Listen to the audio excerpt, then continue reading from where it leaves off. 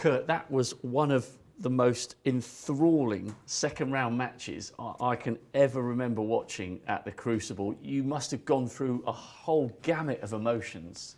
I did. I actually felt like that in the game as well, that it was a really good, entertaining game, a hard-fought game. Breaks, obviously the maximum, the safety was good. It was a high standard of sort of break building, safety play, long potting. And I think a lot of people enjoyed the game. I enjoyed playing it, obviously enjoyed it even more now I won. But it was great to be involved in that. What was your mindset? 10-8, you came out brilliantly to nail the first 2 frames of the concluding session.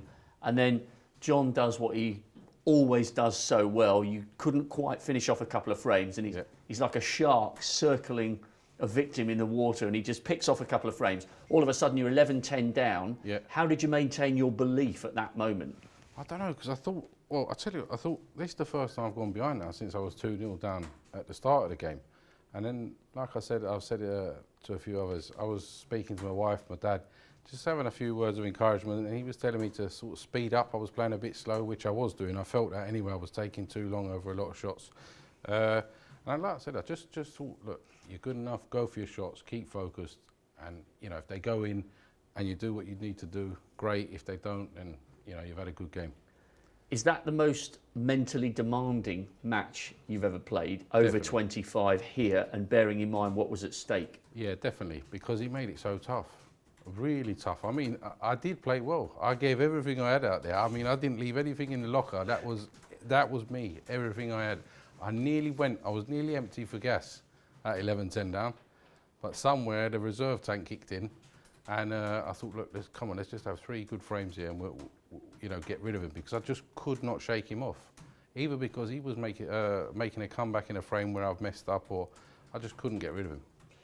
And does it make all those years of sacrifice worthwhile? Because we've spoken already in this 10 days, and you've had your time away from tour, and you've bounced back from the car crash, and you've rebuilt a new life in Norway, and snooker's had to take a back seat occasionally. Does it make all that worthwhile that you're now a World Championship quarter-finalist, and whatever happens, no one can ever take that away from you? Yeah, it feels like it right now. That's how it feels. It feels brilliant. My wife, my kids will be proud of that fact that I'm in the quarterfinals. So right now, it feels like it's worth the sacrifice. And looking ahead now, your little quarter of the draw is a gigantic opportunity, not just for you, but for either Anthony McGill or Jamie Clark, because one of the 3 of you is going to reach the single table setup. This is a huge chance. Yeah, it's unbelievable, really, if you think about it. 3 names you probably wouldn't have put any of the 3 names in the semi-finals before the World Championship started. So, but obviously, look, I'm playing well. Those 2 are playing well. They we deserve to be in the quarters. Whoever gets through in that game. Played Gilbert, which was a good game. He was in good form, and now beating one of the legends of the game. So, I'm just ready to play again, really. Any preference? I mean, I think you lead Anthony 3-2, and you've never officially played Jamie. Have you got any preference who you face? No. I mean, look at the way Jamie played against Mark Allen the other night. He played really, really well, and I thought he'd done great for his debut. And obviously, McGill's been in the 16 before, tough as nails. He's got that kind of like,